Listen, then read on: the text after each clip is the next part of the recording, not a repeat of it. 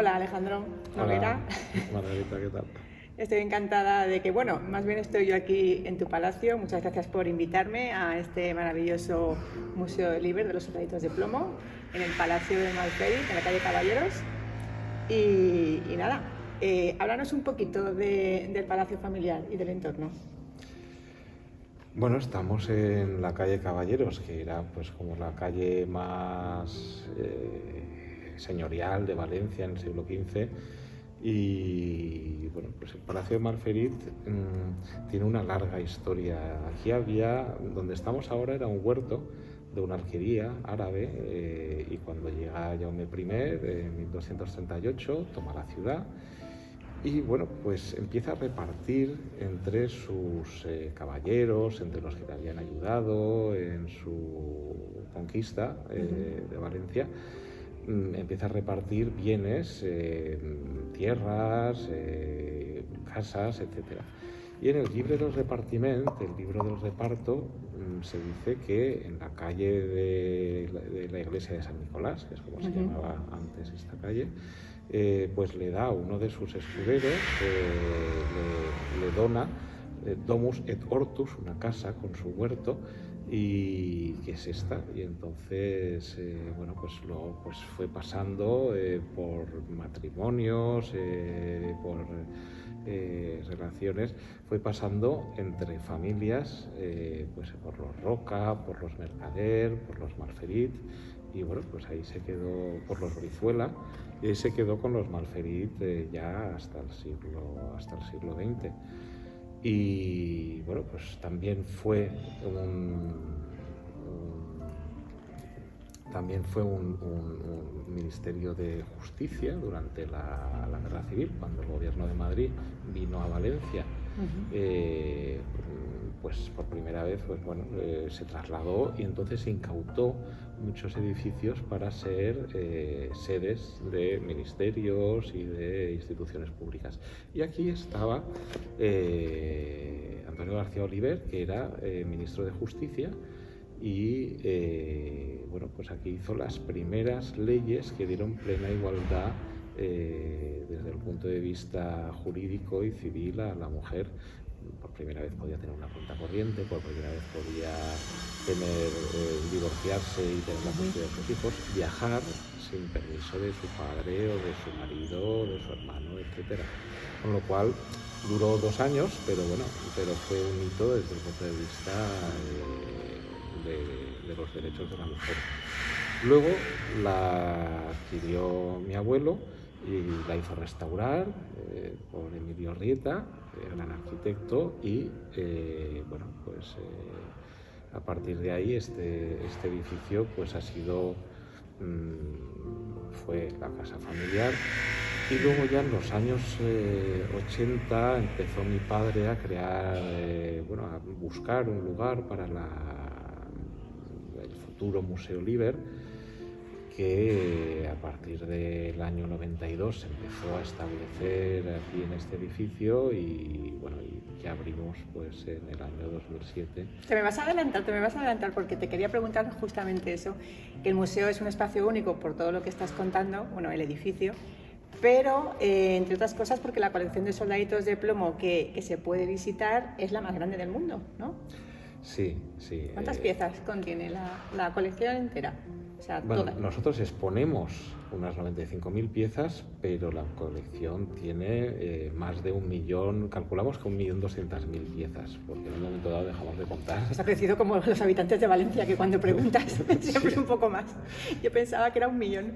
Madre mía. Es que dejamos de contar al millón, pero calculamos que tenemos 1.200.000 piezas, y nos siguen donando piezas por herencia o por gente que cree que estará aquí mejor sus piezas que en sus casas, o que no les caben, o que plantea problemas de espacio en sus casas, y pues nos van donando piezas, nos dejan piezas en depósito. Nosotros, claro, no aceptamos cualquier pieza, solo aquello que pueda aportar algo nuevo o valioso para... Claro, porque las repeticiones, porque habrá soldaditos que se repitan, también en las colecciones. Claro. Eso ya... claro, nosotros buscamos que pueda mejorar a nivel didáctico para el público, a nivel pues de variedad, que no solo somos el museo que más piezas tiene, buscamos también la variedad a nivel de lo que representan, de épocas, a nivel de marcas, a nivel de, bueno, para que de verdad sea completo en todos los sentidos. ¿Y cómo se forjó esta tradición que nos estabas hablando de tu padre, familiar? Bueno, mi padre tenía soldaditos de cuando era bastante pequeño que no estaban rotos, con lo cual yo imagino que alguno se lo regalaría a su padre y que, bueno, pues no, como ese que le compra un tren eléctrico y dice, no, ya te lo monto yo, ya juego yo, es decir, que le debía gustar, pero no lo sé. En todo caso, la colección es la de mi padre.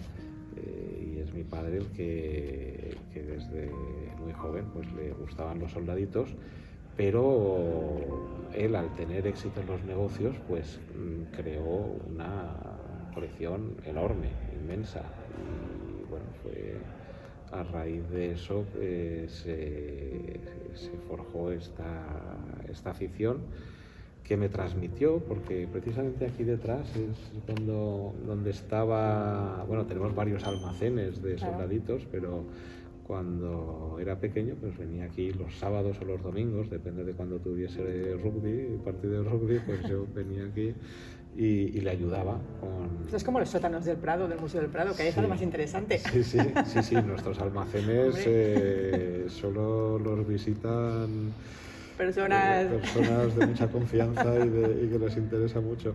Claro. Es como y me costó mucho tiempo ordenarlos, nuestros almacenes, porque bueno, mi padre compraba, pero luego cuando falleció pues me encontré aquello un poco, y me costó tiempo organizar y ordenar, porque te encontrabas un alemán de la Segunda Guerra Mundial al lado de un legionario romano, al lado de un caballero medieval, y aquello había que ordenar. Y para eso hay que tener memoria visual y saber qué es qué.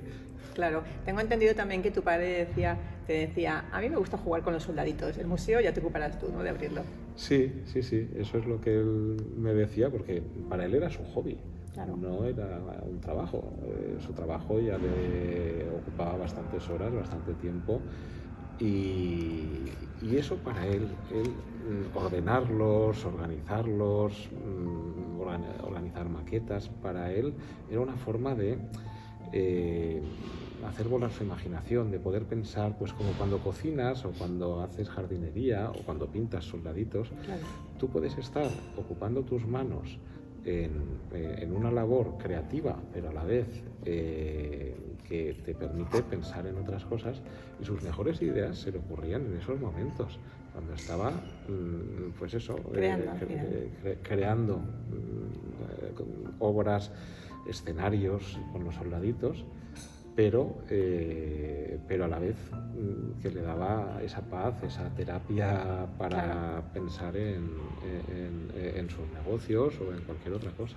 Él te transmitió esa pasión por la historia, pero bueno, también es una pasión por la cultura en general, Alejandro, porque tú eres un hombre del Renacimiento. Ahora enumeraré, sí, voy a enamorar todo lo que eres, venga.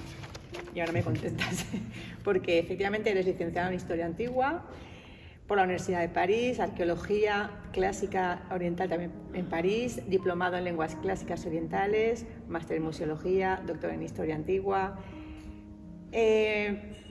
Dime, ¿es eso? ¿Es un amor por la historia, por la cultura en general? Es un compendio de muchas cosas, yo creo. Eres un hombre con muchas cosas. Sí, la verdad es que yo en casa pues he nacido y he vivido rodeado de libros, escuchando jazz, escuchando música clásica, escuchando cantautores y bueno, pues mi bisabuelo era mecenas de Eric Satie, mi abuelo pues estuvo en la creación de la Casa Caridad, Valencia.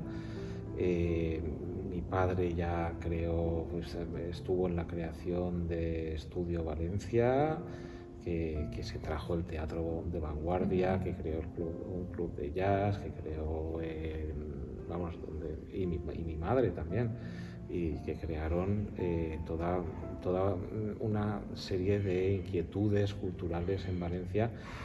Y claro, lo mamaste, como quien dice. Yo he estado y nací rodeado de soldaditos. Entonces, dijiste, bueno, va, a ver. Me rendí ya de entrada.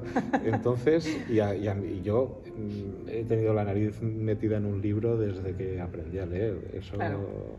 Entonces, pues sí, la verdad es que siempre he tenido inquietudes por no solo la literatura y la historia, sino por cualquier cosa que me pueda hacer aprender más por todo, vamos, y aunque las matemáticas o la química o la física no fueran cosas que me interesasen, ahora pues por la restauración de los soldaditos he tenido que volver a aprender química, claro. y me he dado cuenta de lo interesante que es cuando no sabes de algo. Y resinas y de todo tipo de cosas. Claro, y sí, para crear moldes, para fundir, claro. para... Bueno, cualquier tema, cuando profundizas lo suficiente, se convierte en interesante. Sí. Y yo me pregunto, y yo creo que soy un poco altavoz de un clamor popular, porque cuando amas la historia, el mundo antiguo, y luego pues eso, aquí al museo viene también mucha gente mayor, ¿no? Pues saber no solamente de escuchar, sino de contar también lo que saben, porque las experiencias de cada uno también son vitales. Pero de alguna forma todo eso yo creo que está un poco maltratado en el mundo de ahora, ¿no? Sobre todo por los gobernantes, que no quieren saber nada del pasado ni de tiempos anteriores. ¿Qué opinas de esto? A ver, yo siempre digo que los gobernantes deberían tener un historiador en nómina, claro. Que además somos baratitos. El chambelán, ¿no? Sí, el nombre del chambelán. Porque hay tantas cosas que repiten, que han ocurrido ya, y que con que uno se lo dijese a la oreja y decir, oye, que eso en 1318 pasó esto, que es exactamente lo que está pasando, que esto en el Imperio Romano ya hubo una pandemia, la peste antonina, y se hizo esto, claro. Esto claro. Fíjate ahora con la pandemia. Claro, con la pandemia es que parece que no hayamos aprendido del pasado y se han repetido errores que se habían cometido ya en el Imperio Romano.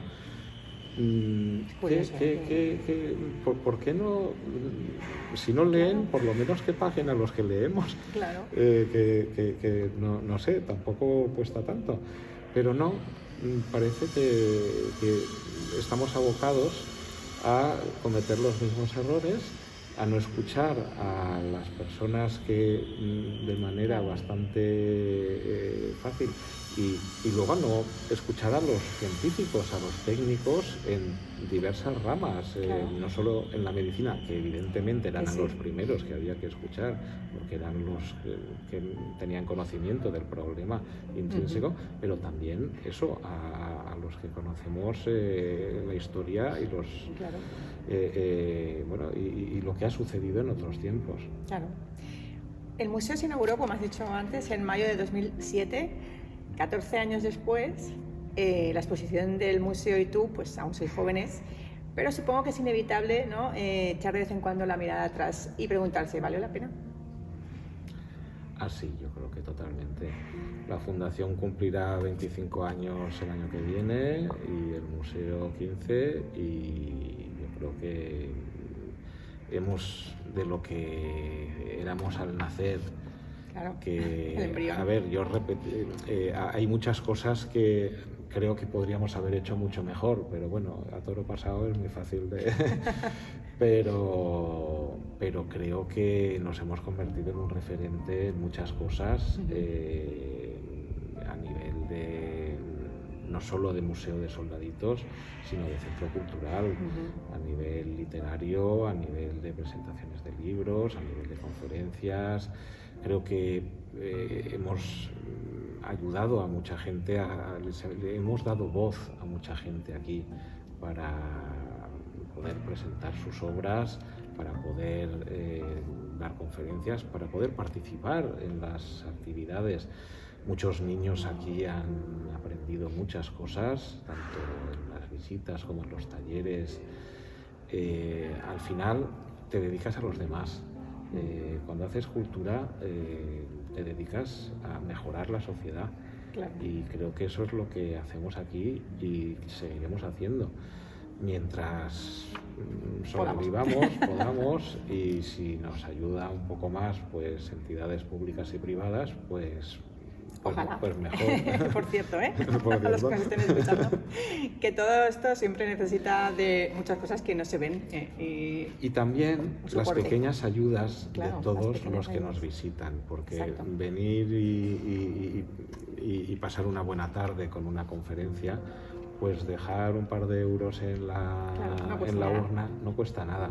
Y eso, multiplicado por muchos, a nosotros nos ayuda. O comprarse el libro aquí en vez de comprárselo Exacto. en la librería El Corte Inglés. del Corte Inglés. Quiero decir, O la yo, FNAC. yo no digo las pequeñas, Exacto, las pequeñas que no. son amigos y Exacto. que, también, y que sé lo difícil que es para Sí, ellos. sí. Pero aquí también en una librería. pero o sea, las que- grandes, pues la diferencia es que nosotros lo vamos a gastar directamente en una actividad sin ánimo de lucro.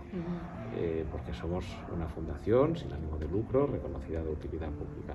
Mientras que las grandes, pues bueno, pues van a los beneficios de sus accionistas, que me parece muy bien, pero Pero bueno, no es lo mismo. no es lo mismo. Esto no es un negocio, esto Claro. es una fundación que es diferente. Nos has dicho que la colección tenía 1.200.000 piezas más o menos. ¿Cuántas hay expuestas y qué directriz has seguido para ir ordenándolas o clasificándolas? Bueno, nosotros empezamos con un proyecto museológico más cercano a lo que mi padre quería, que era hacer un museo para coleccionistas. Y abrimos con unas 50.000 piezas en exposición.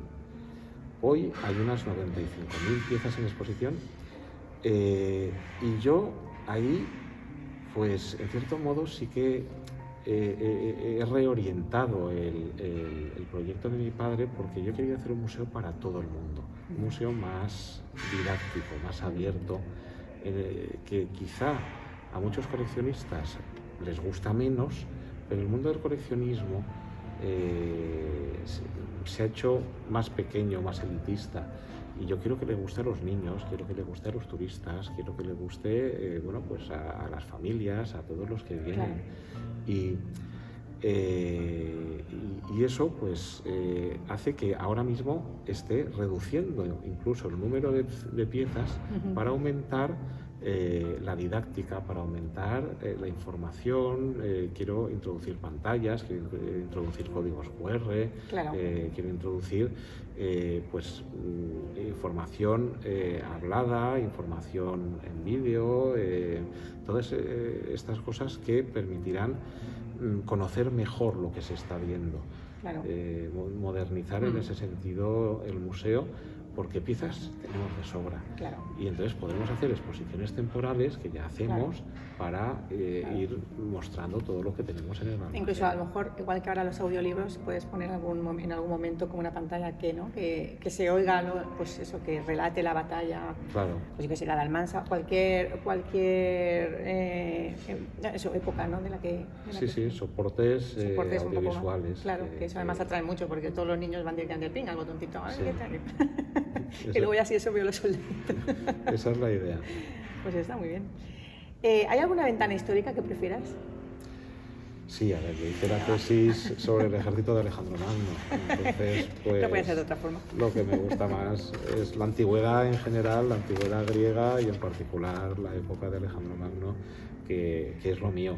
Yo antes iba a muchos congresos, escribía artículos científicos sobre esa época. Ya no doy para todo, me solicitan y alguna vez pues algo hago, pero no se puede llevar una carrera científica.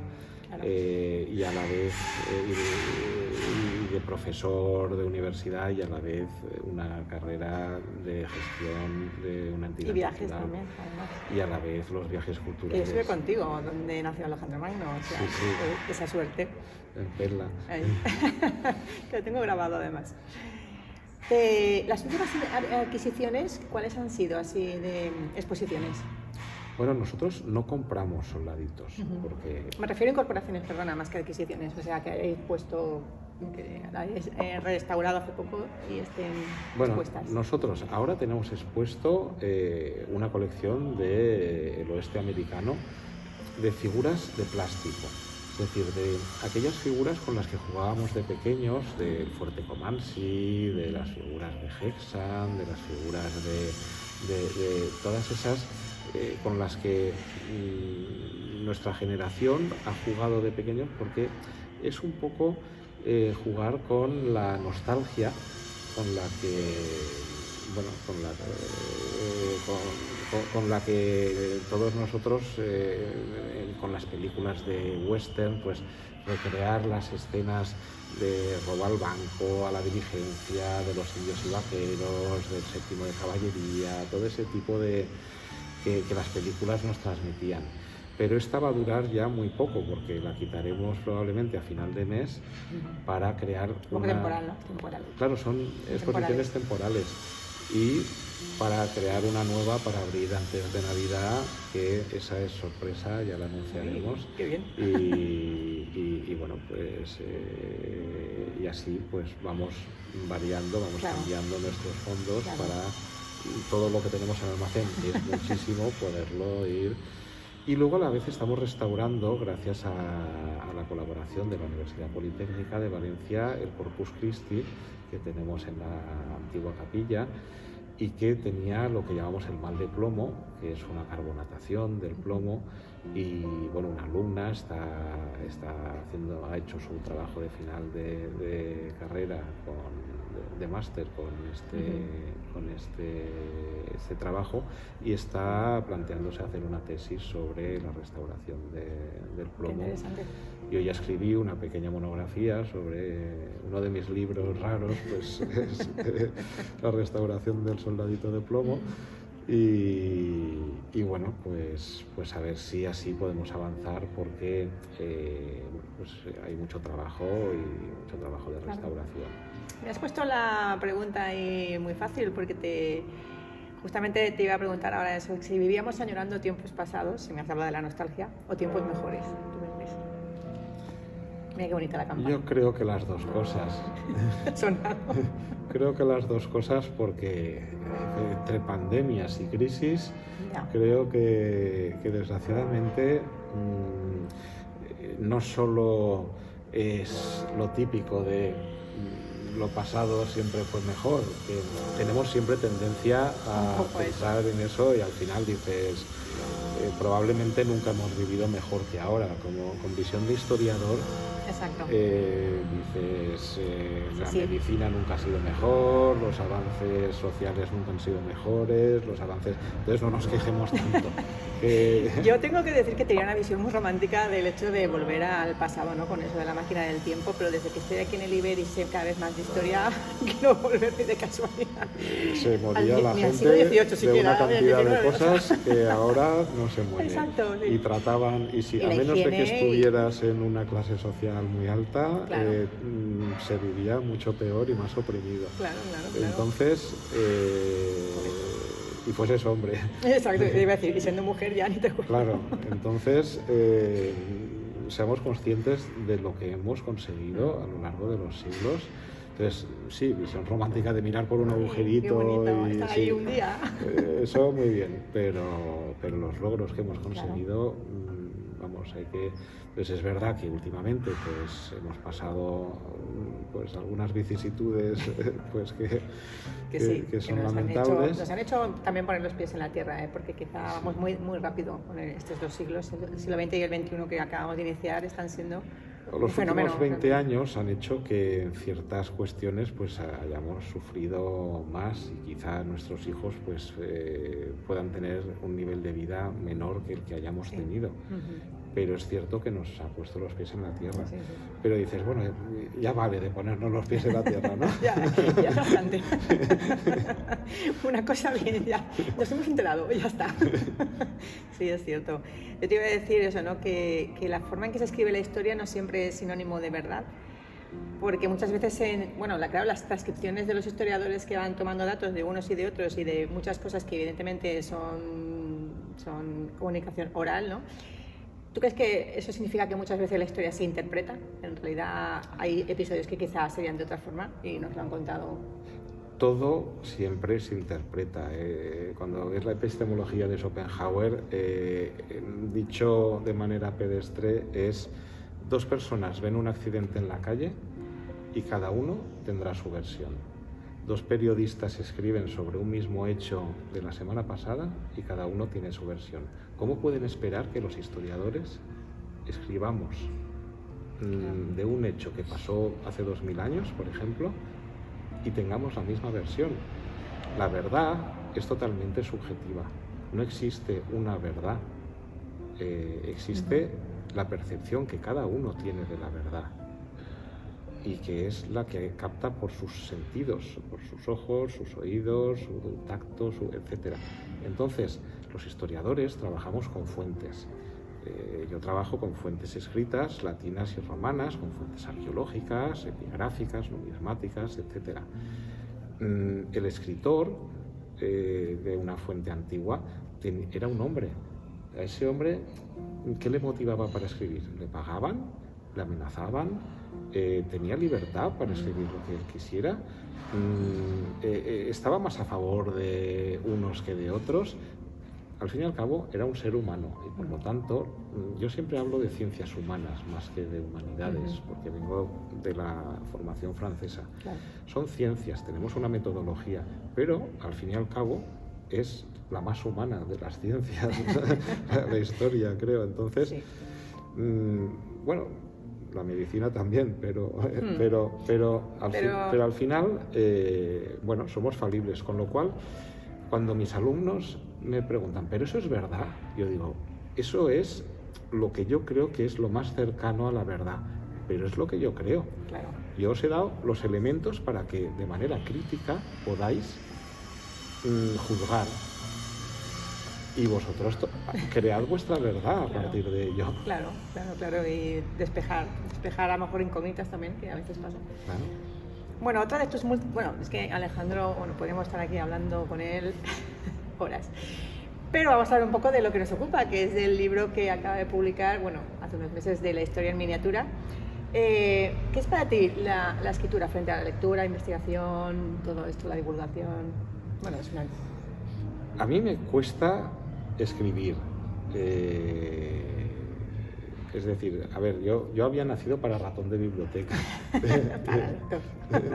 No, para investigador. Para investigador, por eso. Es decir, a mí me gusta investigar. Entonces sí, ya tengo 7 o 8 libros publicados. Así como que no quiere la cosa. Pero sobre todo son cosas de investigación o cosas de antigüedad, científicas. Pero entonces aquí, cuando Maurizio Corona, gran amigo mío y coautor del libro, esto es una iniciativa suya sobre todo. Sí, es un segundo tomo, ¿no? Es una segunda... Bueno, él escribió un exacto. primero sobre un museo francés de soldaditos y entonces aquí me propuso escribir este libro sobre este museo y lo escribimos a la limón y lo escribimos en italiano. Yo tengo facilidad para los idiomas, gracias a mi madre, pues entonces ya he escrito en 5 idiomas, vamos, esto es lo primero que publico en italiano. Y él es notario, muy a caballo sobre los términos, y me parece muy bien, y yo soy muy tiquismiquis con la historia. Bueno, los dos. Habéis encontraste los dos. Pero entonces, un hombre estupendo, con el que hemos trabajado muy bien, porque escribir un libro a Eso te iba a dos manos, preguntar, ¿no? Porque una colaboración, además es la primera colaboración que haces, ¿no? Para con él sí, no, otros he escrito con Nicolás Secunda, catedrático de Gdansk, de la Universidad de Gdansk, que colaboré para escribir otro libro de Hellenistic Warfare, la guerra en la época helenística, y creo que ya está, los demás los he escrito yo por mi cuenta. Entonces, que la colaboración con este hombre, bien. Bien, sí, la verdad es que cuando trabajas con un caballero, se nota y había cosas en las que no estábamos de acuerdo, pero bueno, llegábamos a un acuerdo, visiones históricas y terminológicas y bueno, pues al final siempre se llega a un acuerdo y ya está. ¿Y por qué eligió la ciudad de Valencia y en concreto el Museo Liber? ¿Porque ya te conocía o porque le fascinaba también la ciudad? Él es coleccionista de soldaditos y vino un día y quería hablar conmigo y bueno, pues lo recibí y nació una gran amistad. Eso me suena. Sí, es tu vida. Le gustaba lo mismo que le gustaban los soldaditos, le parecía un museo magnífico y bueno, empezamos a hablar de soldaditos, de marcas, de historia, porque hay coleccionistas que se centran solo en el soldadito y me parece muy bien, pero aquí lo que buscamos a través de este libro es explicar la historia, que es el objetivo desde el principio del museo para mí, es explicar la historia a través de los soldaditos, utilizar los soldaditos como excusa para contar la historia. Es como un método en 3 dimensiones para que se entienda mejor la historia. Y captó muy bien la esencia, ¿no? La esencia del trabajo que he querido hacer de crear historia a través de las miniaturas. Y eso, pues cuando ves a alguien que entiende tan bien tu trabajo y que dices, bueno, este es mi hombre, entonces nos pusimos a trabajar y salió este trabajo que la verdad porque es muy bonito, está muy bien editado. Muy bien editado, muy bien ilustrado. Bilingüe, porque está italiano y español. Luego lo traduje al español y entonces pues en cada página... Para agradecimiento de los lectores. Sí. Ahora estoy pensando en traducirlo en inglés y francés y así pues tendríamos el mismo volumen con... Claro, para 4 idiomas. Y la verdad es que se está vendiendo muy bien y el editor pues encantado, porque al fin y al cabo los editores viven de vender libros. Y claro, y contamos la historia de Valencia, contamos quién es San Vicente Ferrer. Pues mucha gente lo ha oído nombrar, pero no lo sabe. La lonja, ¿cuándo se construyó? ¿Por qué? Jaime I, ¿cuándo? Entonces, todo de cosas que... Tirant lo Blanc, o el Palleter. Mucha gente es que va paseando por Valencia y no conoce la historia de su ciudad. No, es verdad. Entonces, de manera así resumida y con... O la toma de Granada, eso de yo ahora como mujer, ya que no has sabido defender tu ciudad como hombre, que es un mito y además bastante machista, pero bueno, en la época... Pero bueno, no podemos... era así. Sentimos así. Claro, y entonces, bueno, pues explicamos todos esos... muchos mitos urbanos, muchas, de dónde han nacido, cómo, por qué y bueno, muchas veces están representados en miniatura. Es muy interesante porque yo pensaba que iba a ser de los soldaditos, que evidentemente también, pero claro, hay muchas cosas que me han chocado y me han interesado. He dicho, ay, mira, pues esto yo no sabía por qué, porque sí que lo habías oído, ¿no? Pero no sabías exactamente el por qué, por lo que dices tú, ¿no? De esa frase o del personaje o de, bueno, de muchos episodios. Cómo nace Cristóbal Colón, cómo... Que realmente en Valencia tenemos mucha historia muy interesante. Claro, fue un judío valenciano que vivía aquí al lado quien le dio el dinero a Isabel para financiar la expedición. Y eso no lo sabe la mayor parte de los valencianos. Y aquí está en miniatura. Qué aquí bueno. lo tenemos en una maquetita. Claro. Bueno, Alejandro, otra pregunta que tengo, que le he hecho prácticamente a todos los autores que han pasado por la escalera por la época en la que estamos, es si la pandemia ha sido... ¿Qué ha conllevado, ¿no? El tema de la pandemia, el encierro, de estar más aislados en cuanto a la escritura del libro, que no sé si lo tenías escrito antes, y sobre todo la promoción. Bueno, el libro estaba acabado y listo para presentar. Para marzo de 2020. Sí, con lo cual, pues lo que ha hecho es retrasar sucesivamente las presentaciones. Varias veces he tenido avión para Calgary, que es donde, Claro. Pues sí, ¿no? donde íbamos a hacer la primera presentación. Lo he tenido que cambiar varias veces. Y luego aquí también hemos cambiado varias veces la fecha de presentación del libro. Bueno, pues es lo que hay, es decir, de hecho tengo otro libro que voy a presentar dentro de nada, pero este es del 75 aniversario de la empresa, bueno, pues que esto es otra. Pues eso, para el mes que viene, casi se me juntan. Se te juntan. Bueno, yo le escuché, porque la presentación aquí en el Museo Liber fue en junio, y yo le escuché decir a Antonio Penades cuando habló en ese momento que esta edición era un homenaje, ¿no?, a la institución, pero también creo que sirve de guía, ¿no?, de guía para visitar el museo. Claro, sirve de guía para visitar Valencia y para visitar el museo, sí. Es porque una parte es puramente histórica y otra parte explica las salas, pero también desde un punto de vista histórico. Entonces se puede ir visitando sala por sala y te cuentas lo que hay en la sala, pero también te da un marco histórico más amplio, sí.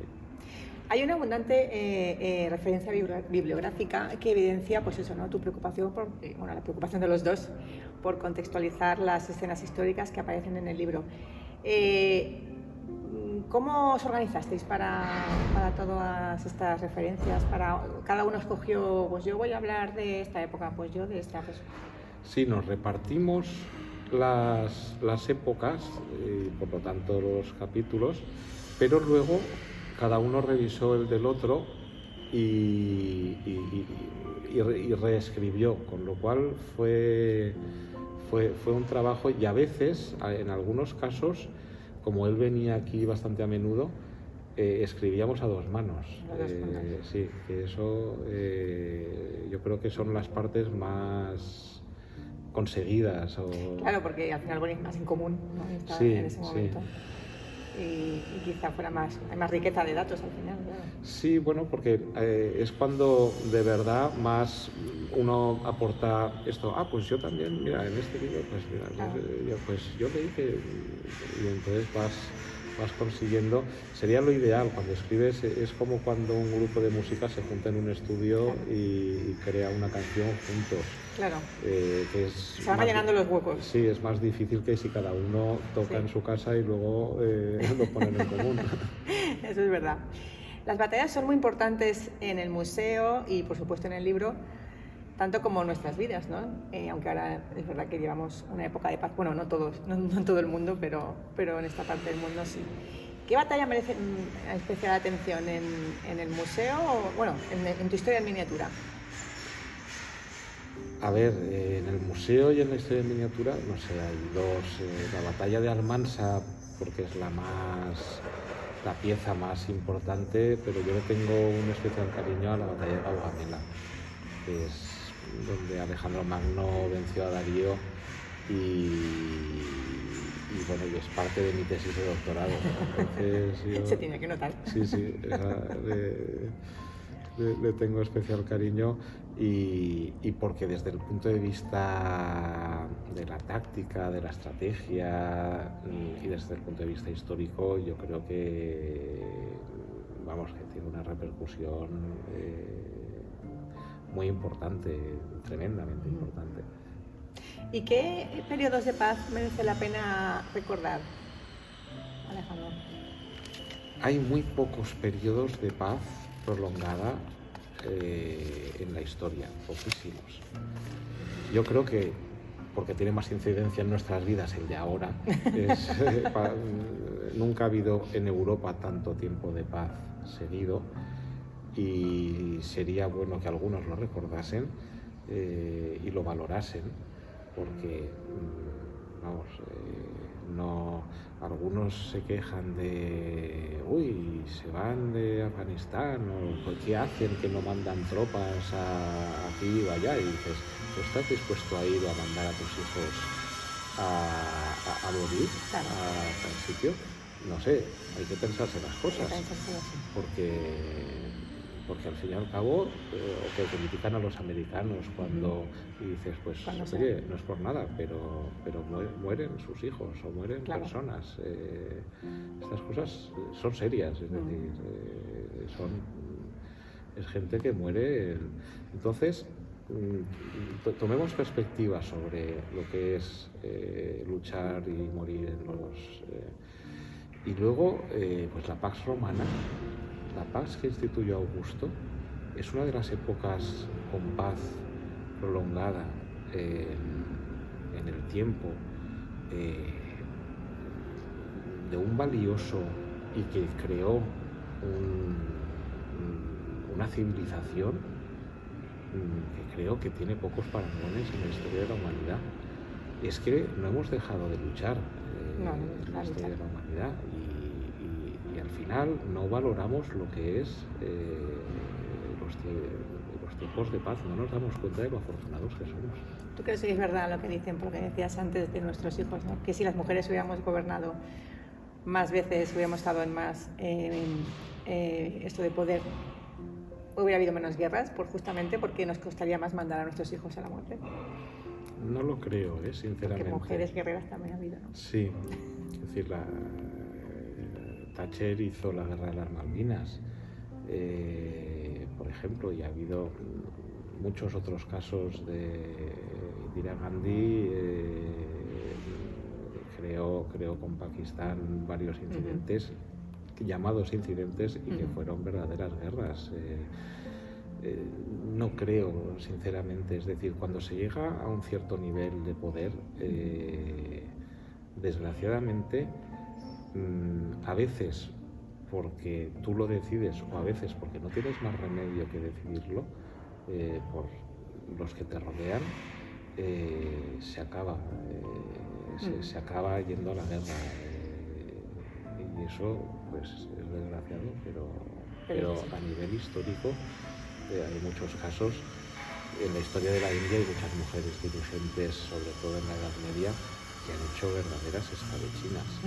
Y bueno, también en la historia helenística, Cleopatra también hizo guerras, estaba pensando en ella. Es decir, Sí. Zenobia de Palmira. Hay muchos casos de mujeres dirigentes que han hecho guerras. No creo sinceramente que sea una cuestión de género en este caso. Creo que Del momento, claro. nos han dibujado así, como decía Jessica Rabbit.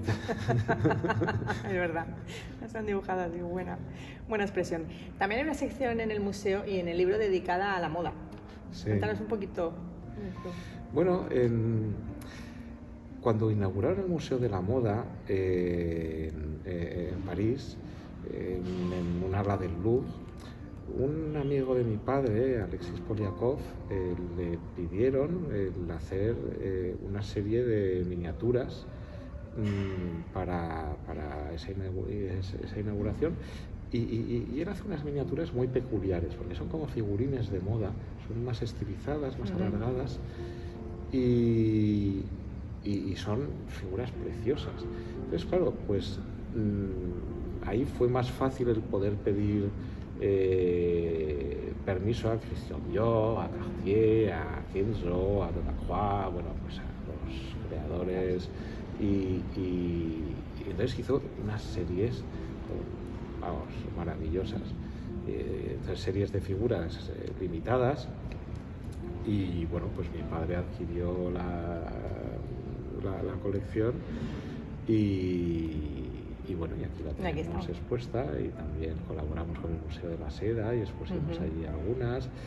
Y ahora estuve comiendo con unos ejecutivos de Cartier la semana pasada para ver si para el año del diseño pudiéramos hacer una exposición pues con la figura y el traje original, y bueno, pues hacer algo así de una exposición de moda bonita. Entonces, a ver si cuaja la cosa. Como siempre, estamos a expensas de patrocinios, siempre tan complicados de conseguir, pero bueno, ahí estamos, ahí estáis. Bueno, el museo también, la verdad es que no solamente son los soldaditos, sino que cuentan con varios espacios, ¿no? Pues justamente para eventos culturales de todo tipo, presentaciones, talleres, charlas, premios y hasta conciertos. Alejandro, yo, y ya con esto acabo, yo te conozco ya hace unos años y aún me sigo preguntando cuál es tu secreto. Porque tú tenías la vida resuelta, pero aquí estás, desde hace ya más de una década ayudando, pues eso, no solo autores nobles, como es mi caso, bueno, ahora ya no soy tan noble, pero sí lo era, en la promoción de sus obras, sino a todo el que se acerca con ese atisbo de verdad, con una historia que contar, ¿no? Yo creo que tú siempre tienes interés por las personas, ¿no? De ahí el que sea más humano a lo que te dedicas. Ya sean lectores, coleccionistas, pintores, monitores de zumba, de yoga, de tai chi, incluso algún despistado que ha oído hablar del museo porque está enfrente del Teatro Thalía y no lo conocía. Y sabe lo importante que es ese pequeño empujón a la hora de iniciar un proyecto, del apoyo. Y yo ahora que tengo este momento te lo quería agradecer porque bueno, el Museo Libre ha sido un referente cultural, pero no solo cultural, social, incluso casi ya familiar. Que en mi casa, cuando no saben dónde estoy, me preguntan si estoy en el Liber. O sea que... Y bueno, que quería darte las gracias por ser como eres, por ser ese mecenas que nos has ayudado a tantísima gente, que de aquí han partido luego muchas cosas que hay ahora en Valencia, pero como decía Antonio, hace 15 años nadie sabía nada, ni había prácticamente nada, ¿no? Que ahora nos damos abasto, de hecho. Así que muchas gracias, Alejandro. Gracias a ti. Por acogernos a todos. Y nada, que sigas muchos años más. Que te queremos muchos años más. Esperemos ayudarnos para que así estemos muchos años más, que lo importante no soy yo, es la institución, es que siga el museo. Bueno, todo. Y a mí te quiero hacer una última pregunta. ¿Y una novela vas a escribir? Pues, a ver, yo tengo varias empezadas. Tengo ganas de escribir novela. Pero para eso tengo que tener un poco de tranquilidad, un poco de tiempo. Y aquí llevo un circo de 3 pistas y ya sabes que somos poquitos. Es decir, que al final estamos Bea y yo, Marina a tiempo parcial y no damos abasto. Y llevamos más cosas que a veces otras instituciones que no nombraré y que tienen... apoyo público y que tienen 40, 50, 60 personas trabajando, o bueno, al menos yendo. y aquí hacemos la página web, hacemos toda la gestión, lo hacemos todo. Y entonces, pues son muchas cosas, y los viajes culturales y todo, que es mucho trabajo. Bueno, cuando vuelvas a ser más ratón de biblioteca quizá y te dejen. Sí. Cuando te vuelvas a esconder. Y aún consigo sacar un libro al año más o menos y algún articulillo. pero bueno, tengo ganas. Pero no sé si la sacaré de ciencia ficción antes de eso te iba a preguntar, pero histórico o ciencia ficción. Eso sí que sería un puntazo. Porque mi escapatoria suele ser la ciencia ficción. Al final hago tanto histórico que mi forma de evadirme es la ciencia ficción. Alejandro el misterioso. Bueno, pues ha sido un placer, Alejandro. Igualmente. Espero que tu libro se venda mucho, que venga mucha gente al museo y que siga en pie este edificio tan bonito y tan lleno de vida. Al fin y al cabo es lo que está lleno de vida y de cultura y de arte. Muchas gracias. Muchas gracias. Nos vemos pronto.